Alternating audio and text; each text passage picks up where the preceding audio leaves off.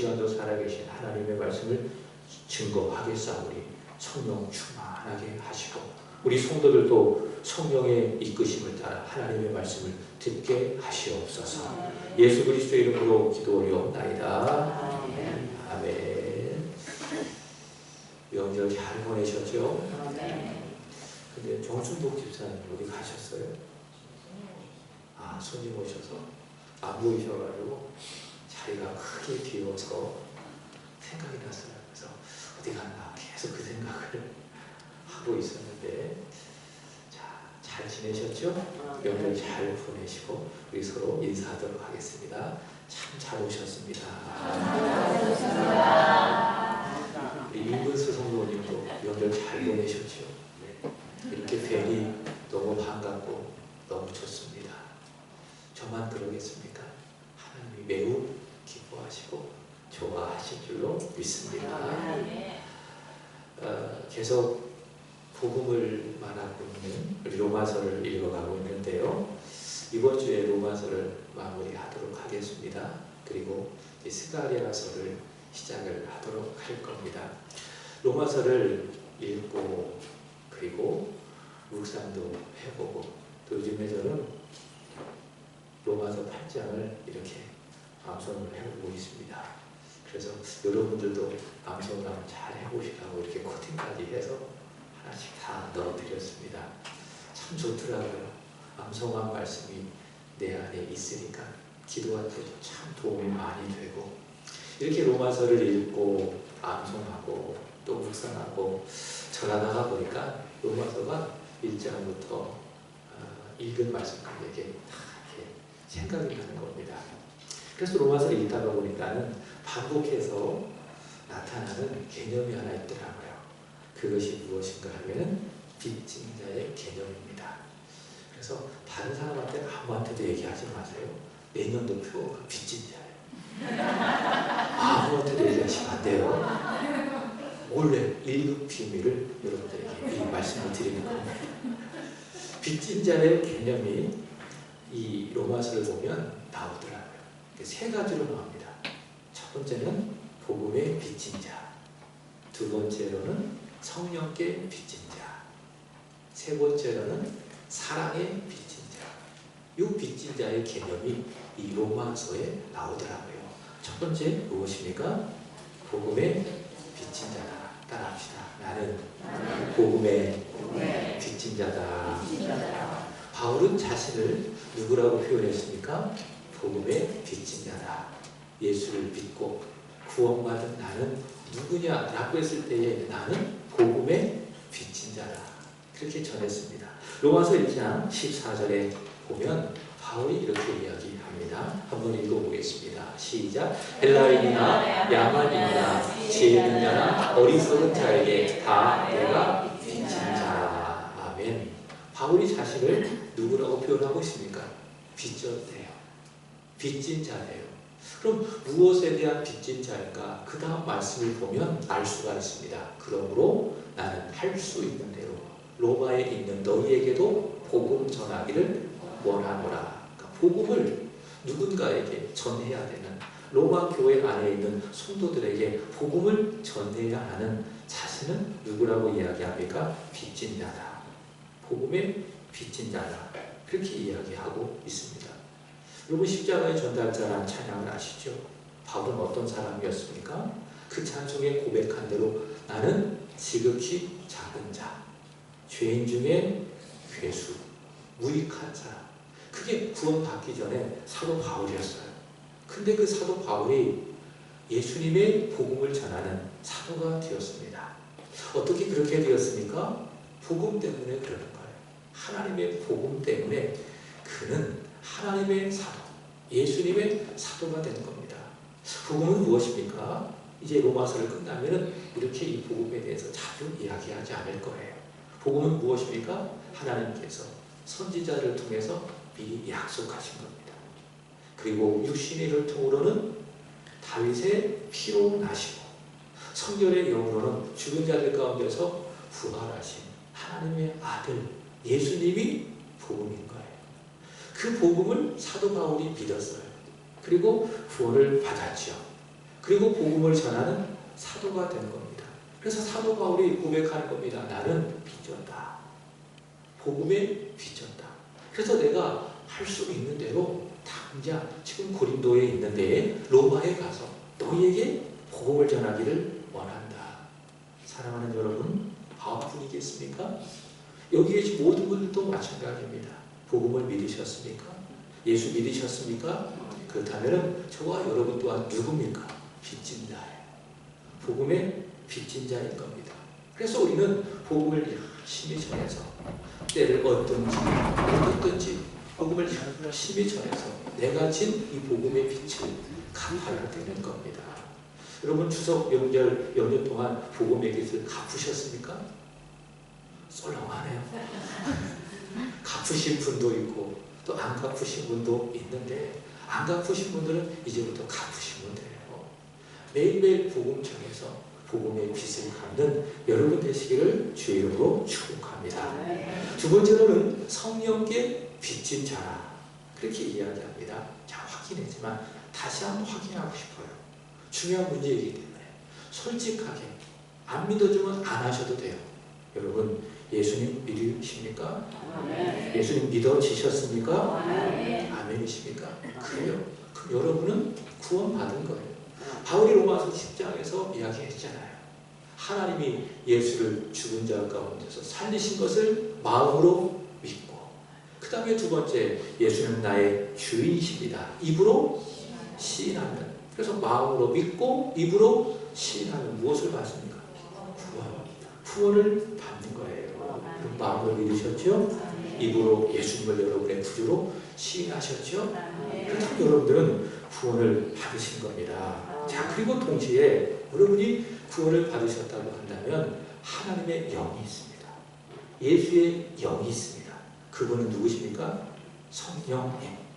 아버지 하나님 그리고 아들 하나님과 동일 본질을 갖고 계신 성령 하나님이 여러분이 예수를 믿고 구원을 받았다고 한다면 여러분 마음에 계신 겁니다. 여러분 안에 계시는 겁니다. 이렇게 영을 모시고 살아가는 사람을 로마서 8장에서 누구라고 이야기합니까? 영에 있는 사람, 육에 있는 사람. 영에 있는 사람이라고 이야기합니다. 그래서 예수 안 믿고 성령이 그 속에 없는 사람은 육에 있는 사람. 그리고 육신의 생각을 하며 살아가죠. 그리고 육신의 생각은 무엇입니까? 사망인 거예요. 그러나 영이 있는 사람, 영에 속한 사람은 어떤 사람입니까? 성령을 가진 사람이기 때문에 항상 영의 생각을 했죠. 그 영의 생각은 무엇입니까? 생명이요 평안이 있는 것입니다. 그래서 예수 믿는 사람의 마음속에는 항상 성령 하나님이 계신 것이고 그래서 사도 바울이 고린도전서 3장 16절에서 그 속에 하나님의 영이기 때문에 너희는 하나님의 성전이라 그렇게 말했던 것이죠. 사도 바울은요 로마서 8장 11절에서 이렇게 전합니다. 읽어보겠습니다. 시작.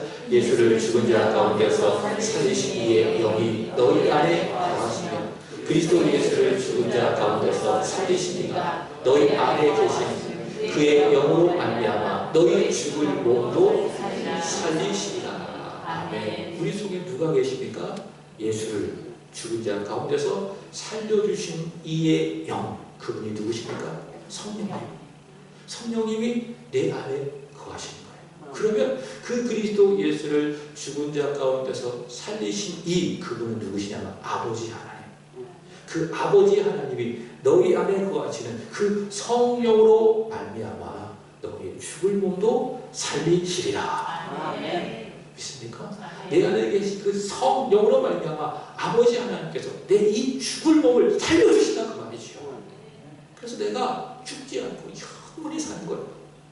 죽어도 그것을 죽음이라고 이야기하지 아니하고 참이라고 이야기하는 거예요. 그리고 나의 영이 어디로 갑니까? 천국으로 들려 올라가게 되는 것이죠.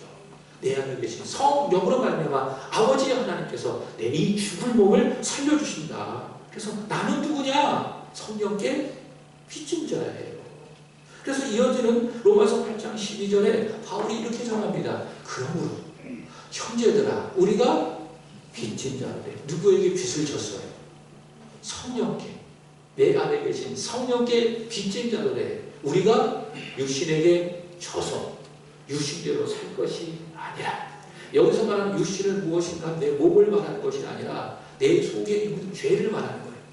그러니까 죄에게 져서 죄 지으며 살 것이 아니라 13절 너희가 육신대로 살면 반드시 죽을 것이로되 영으로서 몸의 행체를 죽이면 살리니. 어떻게 살아라 그 말입니까? 성령으로서 내 안에 계신 성령을 의지하고 성령을 쫓아 행함으로 말미암아 내 안에 몸의 행체, 육신을 뭐라? 죽여라 그 말입니다. 죄를 죽여라. 그럼 반드시 살게 될 것이다. 그게 뭐예요? 그게 성령께 빚을 하는 거예요. 그래서 죄 지으며 살지 마세요.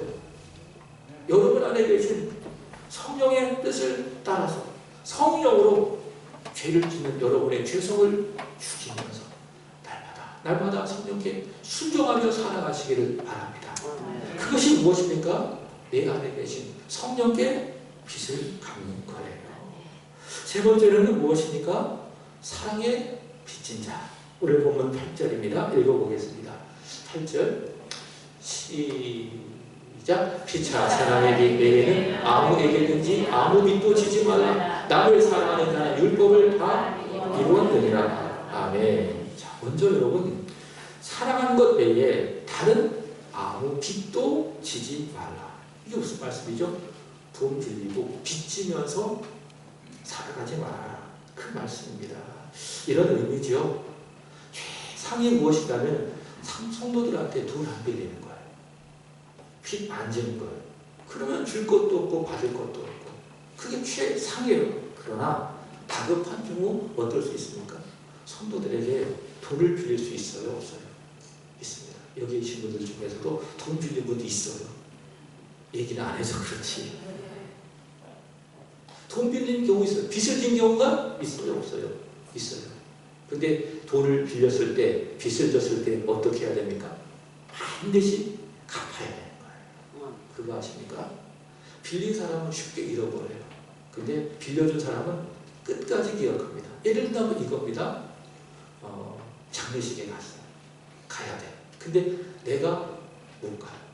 그럼 어떤 경우가 있습니까? 집사님, 권사님, 내가 장례에 가야 되는데 못 가니까는 나 대신 10만 원만 그 조용히 해주세요. 제가 나중에 드릴게요. 그런 경우가 있어요, 없어요? 있죠. 근데 그게 작은 금액이지만은 그것을 빌려준 사람은 기억해요, 안 기억해요? 확실하게 기억해요. 근데 그것을 꾼 사람은 어떻습니까? 기억하는 것보다 잊어버린 경우가 많아요. 그죠? 그럴 때 어떻게 해야 됩니까? 기억해야 돼요. 빌려준 사람 반드시, 돈을 꾼 사람은 반드시 기억해서 갚아야 되는 거예요. 지난주에 우리 길기호 집사님 부부의 그 손주들이 교회 왔어요. 야, 너무 좋더라. 그래서 우리 길기호 집사님만 그 자녀분들이 우리 교회 오면은, 야, 교회 금방 부부거든. 손주가 5이요, 5. 그리고 지한이까지 와서 제가 축도 끝나자마자 갑자기 마음에 성령께서 감동을 주셨어요. 야, 용돈 좀 줘라. 근데 제가 지갑에 돈이 없는 거예요. 지갑 자체가 없으니까 여기에. 그래서 제가 어떻게 했는가 하면 김보수 권사님한테 버스 빚을 줬어요. 김보수 권사님 10,000원짜리 이만큼 갖고 다니시더라고요. 제 지갑에는 10,000원이 없어요. 그럼 우리 집사님 가끔씩 1,000원씩 10,000원씩 찍어줘요. 1,000원은 아니다. 카드 쓰니까. 근데 김보수 권사 지갑에는 10,000원 이만큼 있더라고요. 그걸 툭 주는 거예요. 그래서 제가 아이들한테 줘서 하나씩 나눠줬어요. 그래서 제가 반드시 꼭 갚으세요. 우건사님한테 그렇게 얘기했어요. 꼭 갚으세요. 이거 장학금으로 지출할 거니까. 빚을 졌다면 어떻게 해야 됩니까? 반드시 갚아야 되는 거예요. 빚을 안 져야 되는 것이 최상입니다. 그러나 빚을 졌다고 한다면 어떻게 해야 합니까? 반드시 갚아야 되는 거예요. 그것 때문에 서로 마음이 상해요. 그리고 때로는 사람을 잃게 되고 나중에는 돈을 잃게 되는 경우가 너무나도 많이 있습니다. 자, 그런데 바울은 이야기합니다. 어떻게 이야기하느냐? 돈 빚지지 말고 그러나 빚을 지어야 될 것이 하나 있다. 그것이 무엇이냐? 사랑하는 거다. 피차 서로 사랑하는 것 외에 빚을 지지 말아라. 그렇게 바울은 이야기하고 있는 겁니다. 돈 빌리지 말고 돈 빚지지 말고 그러나 빚을 계속 지고 갚아야 될 것이 하나 있다면 그것이 무엇이냐? 사랑이다. 그래서 말하는 거죠. 피차 사랑의 빛 외에는 아무 빛도 치지 말라. 자, 여러분, 우리는요 사랑의 빚진 자입니다. 믿으십니까? 아멘이십니까? 우리는 누구라고요? 사랑의 빚진 자다. 첫 번째 복음의 빚진 자요. 두 번째 성령께 빚진 자요. 세 번째 사랑의 빚진 자요. 좀 더 정확하게 이야기한다면 하나님 사랑의 빚진 자입니다. 로마서 5장 8절 읽어보겠습니다. 우리가 아직 죄인 되었을 때에 그리스도께서 시작. 우리가 아직 죄인 되었을 때에 그리스도께서 우리를 위하여 죽으시고 하나님께서 우리에 대한 자기의 사랑을 확증하셨느니라. 아멘. 하나님 우리를 사랑하셨대요. 요한복음 3장 16절에 의하면 이처럼 사랑하셨대요. 그 사랑의 증거가 무엇입니까? 그리스도를 주신 거예요. 독생자를 주신 거예요. 그리고 그를 우리를 대신하여 십자가에 달려 죽게 하신 것이죠. 그것이 무엇입니까? 하나님 우리에게 주신 사랑입니다. 듬뿍 주신 하나님의 사랑이라는 거죠. 그래서 우리는 그 사랑을 받았어요. 그래서 우리는 하나님 사랑의 빚진 자예요. 제가 전에 교회에 있을 때에 어떤 집사님 댁에 이사신방을 갔어요. 근데 그 집사님이 조그만 집을 살다가 집을 넓혀서 갔거든요. 근데 요즘에 집 넓혀서 갈 때에 어떻게 갑니까? 있는 돈 가지고 갑니까? 아니면 빌려서 갑니까? 빌려서 가죠. 은행에다가 빚을 져가지고 대출해가지고 집을 넓혀서 간 경우가 많잖아요. 그래서 이제 신방을 하다가 그 집사님이 그런 얘기를 하더라고요. 목사님, 이 집 이렇게 사는데 은행에서 대출을 듬뿍 받았습니다. 듬뿍 받아서 이 집을 샀습니다. 그래서 제가 속으로 그랬어요. 빛의 사자네. 빛의 사자가 들려 어서가. 듬뿍 대출을 받아서 그 집을 샀대요. 그래서 생각이 났어요. 우리는 누굽니까? 하나님 사랑을 듬뿍 받은 거예요. 아멘이십니까? 하나님 사랑을 듬뿍 받았습니다. 그 증거가 무엇이냐? 아들 예수님을 내가 믿은 거예요. 아들 예수님이 나를 대신해서 십자가에서 죽으신 거예요. 그래서 내가 구원받은 거예요. 그게 무엇입니까? 내가 하나님의 사랑을 듬뿍 받은 겁니다. 그래서 우리는 누구냐? 하나님 사랑의 빚진 자. 그래서 이제 이후에 우리의 삶은 어떠해야 됩니까? 다시 8절의 말씀을 보시면은 중요한 말씀이 하나 있어요. 나만 사랑하지 말고 무엇입니까? 피차가 뭐예요? 서로. 피차, 사랑빛 외에 아무 빛도 지지 말라. 무슨 말씀이죠? 하나님의 사랑을 듬뿍 받았으니 피차 사랑하라.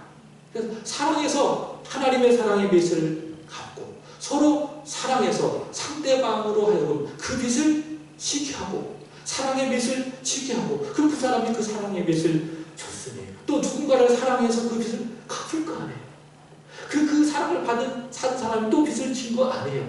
그럼 또 그 사랑을 누군가에게 갚고 그렇게 하라 그 말입니다. 그게 피차 사랑의 빛 외에 아무 빛도 지지 말라. 그렇게 말씀하고 있는 것입니다. 여러분, 우리는 하나님 사랑의 빚진 자입니다. 하나님을 사랑해서 빚을 갚읍시다. 그리고 우리 성도들이 서로 미워하지 말고 시기하지 말고 다투지 말고 서로 마음껏 듬뿍 사랑해서 사랑을 갚고 사랑의 빛을 지게 하는 여러분 되시기를 우리 주 예수 그리스도의 이름으로 축복합니다. 그렇다고 한다면 여러분 오늘 본문 말씀에 우리가 갚아야 될 사랑은 무엇이냐? 자, 사랑은 무엇이라고 생각합니까? 사랑은 용서하는 겁니다. 사랑은 품어주는 겁니다. 사랑은 아낌없이 주는 것입니다. 사랑에 대한 여러 가지 정의가 있을 거예요. 자, 근데 오늘 성경에서 말하는 사랑은 무엇이냐? 우리 10절 보도록 하겠습니다. 시작. 사랑은 이웃에게 악을 행하지 아니하나니 그러므로 사랑은 율법의 완성이니라. 아멘. 사랑은 뭐예요? 이웃에게 악을 행하지 않는 것. 사실 이것만 잘해도 사랑이 충분하죠. 근데 우리는 그게 안 되는 것입니다. 예수님을 생각해 보시기 바랍니다. 예수님은 그럴 수도 없으신 분이십니다. 악을 행하실 수가 없는 분이세요. 오히려 예수님은 선을 행하셨죠. 만나는 사람들에게 이웃에게 선을 많이 행하셨습니다. 그래서 배가 고픈 사람이 있다고 한다면 먹여주시고, 아픈 사람이 있다고 한다면 고쳐주시고, 앞을 보지 못한 사람들이 있다고 한다면 눈뜨게 하여 보게 하시고, 걷지 못한 사람들이 있다고 한다면 걷게 하시고, 예수님은 이웃에게 선을 행하셨어요. 우리도 마찬가지입니다. 사랑은 무엇입니까? 이웃에게 악을 행하지 않는 거예요. 그리고 선을 행하는 거예요. 근데 사실 우리는 선을 행하지 아니하도 이것만 해도 참, 이것만 선을 행하는 것만으로도 참 잘하는 건데, 근데 우리는 선을 행하지도 못하고 때로는 이웃에게 악을 행할 때가 너무나도 많이 있잖아요. 사랑이 아니라는 거예요. 사랑은 무엇입니까? 이웃에게 악을 행하지 않는 것이다. 자, 구체적으로 무엇이냐? 오늘 바울이 10계명을 들어서 이야기합니다. 9절 보겠습니다. 자, 9절 시작. 간음하지 말라, 살인하지 말라, 도둑질하지 말라, 탐내지 말라 하는 것과 그 외에 다른 계명이 있을지라도 내 이웃을 내 자신과 같이 사랑하라 하신 그 말씀 가운데 다 들어오리라. 아멘. 이웃에게 악을 행하지 않는 사람 첫 번째가 무엇입니까? 간음하지 않는 거예요. 여러분, 간음은요, 예수님께서 말씀하신 두 가지 종류의 간음이 있습니다. 첫째적으로 실제적인 간음이 있습니다. 실제적인 간음. 간음이 무엇입니까? 배우자 외에 다른 누군가와 부적절한 관계를 갖는 것을 간음이라고 하죠. 다윗이 그 간음을 한 거예요. 사무엘하 11장의 말씀을 보면. 근데 예수님께서는 그렇게 실제적인 간음뿐만이 아니라 무엇도 간음이라고 이야기하느냐. 마태복음 5장 27절과 28절의 말씀을 보시면 음욕을 품고 여자를 보는 것 자체도 무엇이다? 간음이다. 예수님이 그렇게 말씀하셨어요. 그러니까 간음하지 않는 거예요. 마음으로도 간음하지 않는 거예요. 그게 사랑이에요. 두 번째는 무엇입니까? 살인하지 않는 겁니다. 이것도 마찬가지예요. 요한은 무엇도 살인하고 이야기하지 않습니까? 남을 미워하는 것도 살인이래요. 요한일서 3장 15절의 말씀을 보시면 사랑은 무엇이냐? 미워하지 않는 것. 그러니까 미워하는 것도 뭐예요? 그게 살인이라 그 말이죠. 물리적인 살인뿐만이 아니라 누군가를 미워하고 증오하고 그것도 살인이다. 그러니까 살인하지 않는 게 사랑이에요. 그 다음에 무엇이 있습니까? 도둑질하지 않고, 그 다음에 탐내지 않는 것. 이것이 바로 사랑이다. 오늘 사도 바울은 그렇게 우리에게 말씀하고 있습니다. 여러분, 우리 이웃에게 악을 행하지 않기를 바랍니다. 이웃을 여기 13장 9절의 말씀처럼 내 자신과 같이 사랑하는 것. 내 자신과 같이 사랑합니다. 그것이 무엇이냐? 사랑의 빛을 갖는 것이죠. 그 다음에 11절부터 14절까지의 말씀을 보시기 바랍니다. 두 번째, 사랑의 빚진 자로서 우리는 어떻게 살아야 할지를 전하고 있습니다. 우리 11절 보도록 하겠습니다. 시작. 또한 너희가 이 시기를 알거니와 자다가 깰 때가 벌써 되었으니 이는 우리의 구원이 처음 믿을 때보다 가까웠습니다. 아멘. 로마서 8장 11절이 아니라 오늘 본문 11절. 본문 11절. 우리 다시 한번 읽어봅시다. 13장 11절. 시작. 또한 너희가 이 시기를 알거니와 자다가 깰 때가 벌써 되었으니 이는 이제 우리 구원이 처음 믿을 때보다 가까이 왔습니다. 아멘. 지금은 어떤 때입니까? 자다가 깰 때입니다. 자, 주무시는 분이 있다면 깰 때입니다. 눈을 뜨시기를 바랍니다. 지금은 어떤 때라고요? 깰 때. 주무시다가도 깨었을 때가 지금인 겁니다. 구원이 처음 믿을 때보다 가까이 오고 있다. 주님 다시 오실 날이 점점 가까이 다가오고 있다. 지금이 바로 그때라고 하는 거죠. 12절 말씀을 보겠습니다. 밤이 깊고 낮이 가까이 왔다. 밤이 깊고 낮이 가까이 오고 있다. 지금 이때를 바울은 전하고 있습니다. 제가 어제 이 부분을 묵상하면서 그런 생각을 해봤어요. 지금 이 시대를 바라볼 때에 밤이 정말 깊어져 가고 있는 것 같아요.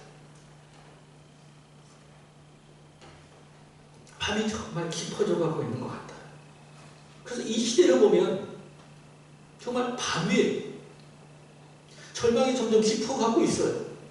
여러분 개인적으로는 어떻습니까? 혹시 인생의 밤을 지나고 계신 분이 계십니까? 밤이 점점 깊어가고 있다. 소망이 안 보여. 절망만 가득해. 근데 이 말씀을 보면서 소망을 가졌죠. 어떤 소망을 가졌느냐? 밤이 깊으면 힘쓸수록 그것은 절망의 증거가 아니라 소망의 증거다. 왜냐? 무엇이 가까워 있는 증거입니까? 낮이 가까워오고 있는 증거라는 거예요. 그래서 우리 그리스도인들이 이 말씀을 꼭 붙들어야 돼요. 내 인생의 밤이 깊어지면 깊어질수록 여러분 그것만 바라보고 절망하지 말고, 하나님 그렇습니다. 밤이 깊어지고 있는데 이것은 절망의 증거가 아니라 낮이 오고 있다고 하는 소망의 증거임을 믿습니다. 내가 이 절망 속에서도 내가 소망을 붙들고 일어설 수 있게 하여 주옵소서. 그렇게 우리는 이 말씀을 붙들고 살아가야 될 줄로 믿습니다. 지금은 어떤 때라고요? 밤이 깊고 낮이 가까이 오고 있는 때이다. 지금은 자다가도 깰 때이다. 처음 믿을 때보다 구원이 점점 가까이 오고 있는 때이다. 그러므로 12절 보도록 하겠습니다. 우리가 어둠의 일을 벗고 빛의 갑옷을 입자. 더러운 옷을 벗듯이 어둠의 일을 벗어버려라. 그 말이죠. 그럼 어둠의 일은 무엇이냐? 13절 보도록 하겠습니다. 첫 번째 무엇입니까? 방탕한 거예요. 방탕. 13절 방탕.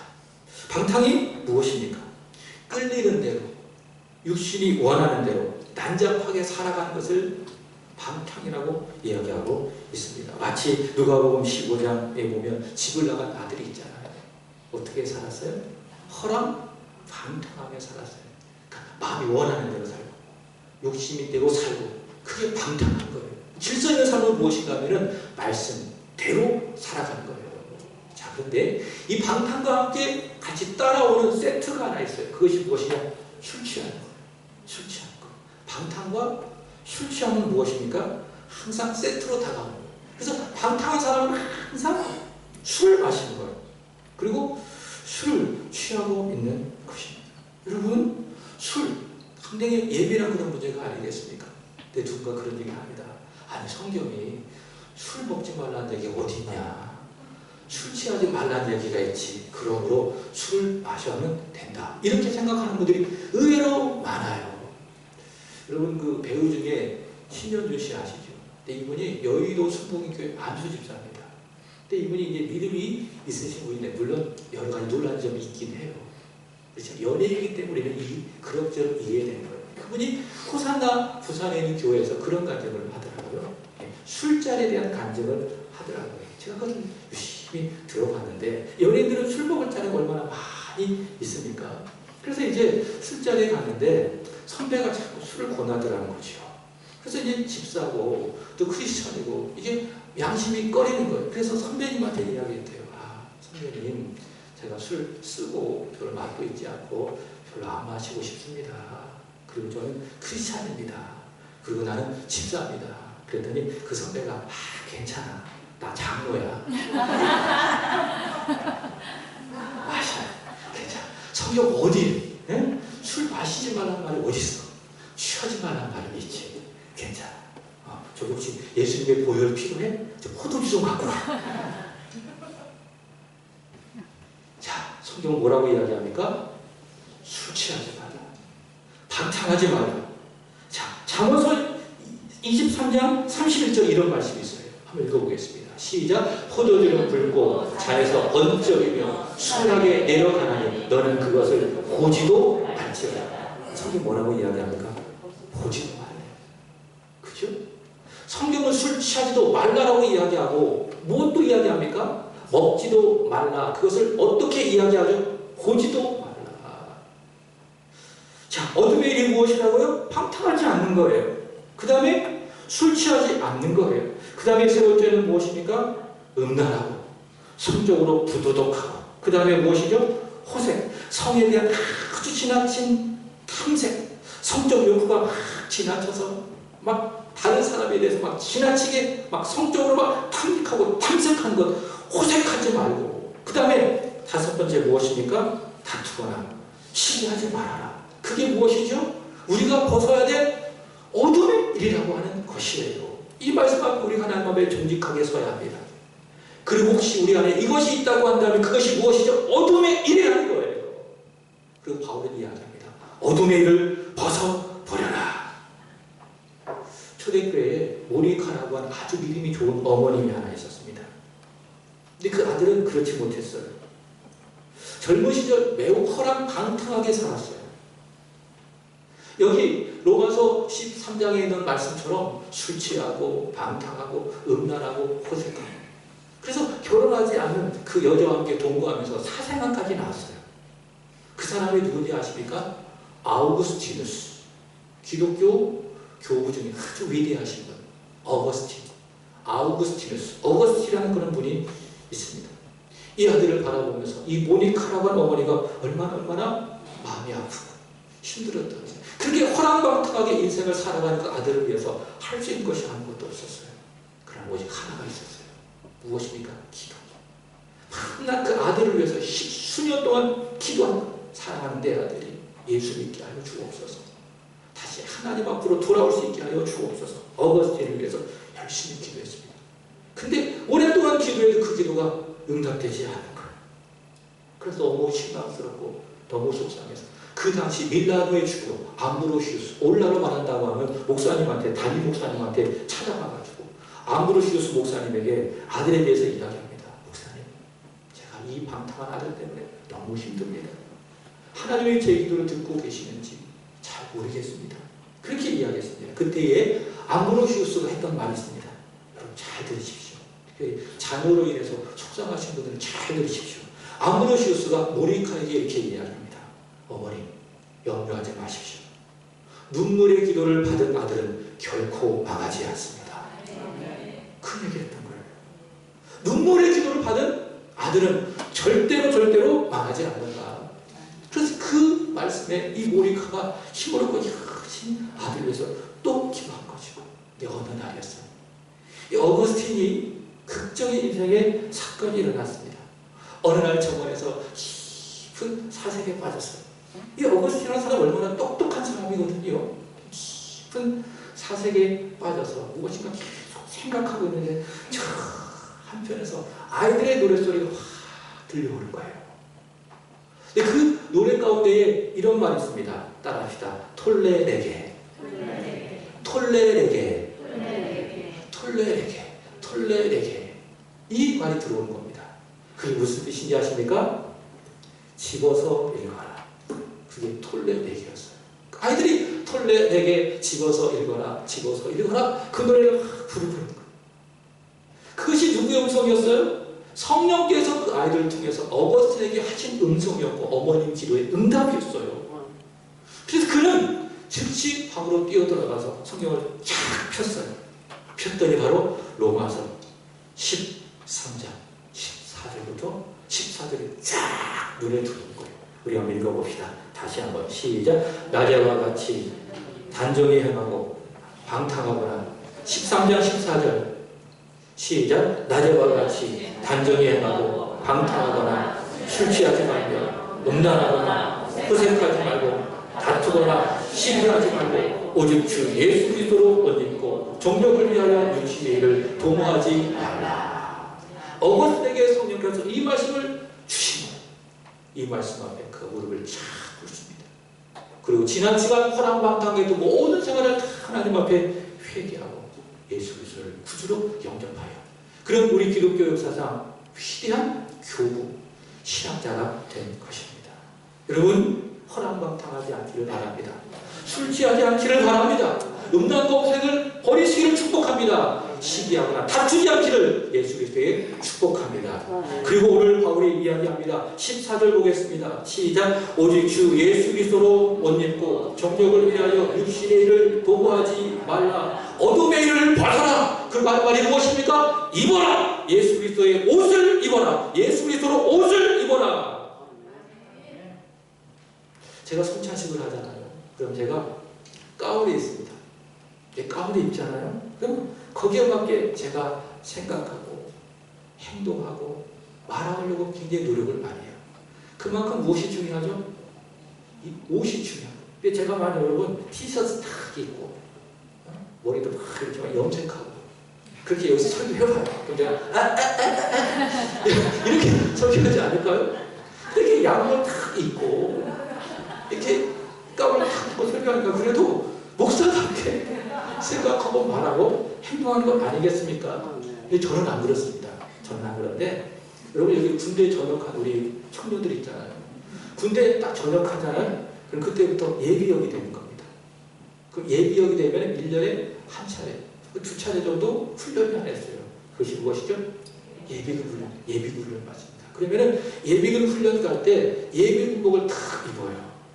그럼 여러분 예비군복을 탁 입자마자 사람이 달라져. 어떻게 달라지느냐? 아주 웃기게 달라져요. 첫 번째 신호가 안 보여. 빨간불, 뭐 노란불, 파란불 신호가 안 보여. 무조건 탁 지나가. 그리고 모두 다 화장실이야. 여기도 화장실, 저기도 화장실. 그래가지고 막 화장실 보고 싶고 아무데나 확 잡고 열고 막 쉬는 거 하는 거죠.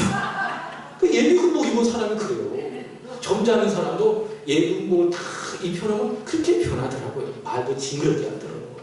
예비군. 그게 예비군복이에요. 예비군복. 무엇이 중요합니까? 옷이 중요한 거예요. 옷을 단정히 입으셔야 되는 거예요. 옷이 중요하다. 자, 근데 바울은 무엇이라고 이야기합니까? 오직 주 예수 그리스도로 옷 입어라. 옷 입어라. 무슨 말씀이죠? 머리부터 발끝까지 예수로 옷을 입어라. 예수로 옷을 입고 예수님처럼 생각하고 예수님처럼 말하고 예수님처럼 행동해라 그 말입니다. 어둠에는 다 벗어버리고 예수로 옷 입고 예수로 살아라. 내 자아는 죽이고 오직 내 안에 예수로 충만하게 해서 예수 생각하고 예수님처럼 생각하고 예수님처럼 말하고 예수님처럼 행동하고 그렇게 살아라 그 말인 것입니다. 그것이 무엇입니까? 사랑의 빛을 갖는 거예요. 우리 하나님께서는 나로 하여금 그렇게 살아가게 하기 위해서 예수로 옷 입고 예수로 살아가게 하기 위해서 나에게 하나님의 사랑을 듬뿍 예수를 통해서 우리에게 부어주신 거예요. 그래서 어둠에는 다 벗어버리고 예수로 살아가는 것, 예수로 옷 입고 살아가는 것, 그것이 무엇이냐? 나의 평생 내가 갚아야 될 사랑의 빛이라는 것이죠. 기도하겠습니다. 하나님 아버지, 오늘 우리가 이 말씀 앞에 섭니다. 하나님, 이웃을 내 형제와 자매를 사랑하지 못하고 하나님 미워했던 것, 시기하고 다퉜던 것을 용서하여 주옵소서. 내가 받은 하나님의 사랑을 기억하며 피차 서로 사랑하여 빛을 갖게 하시고 사랑의 빛을 지게 하여 주옵소서. 하나님, 우리 안에 있는 어둠을 벗어버리게 하여 주옵소서. 방탕하지 아니하게 하여 주옵소서. 술 취하지 아니하게 하여 주시옵소서. 음란 호색하지 아니하게 하여 주시옵소서. 하나님, 시기하거나 다투지 아니하게 하여 주옵시고 오직 예수 그리스도로 옷 입고 주를 위하여 선한 일들을 도모하게 하여 주옵소서. 이렇게 믿음으로 우리 남은 인생을 살아가는 우리 성도들이 되게 하여 주옵소서. 예수 그리스도의 이름으로 기도 올리옵나이다. 아멘. 다음 세대에 찬양하겠습니다.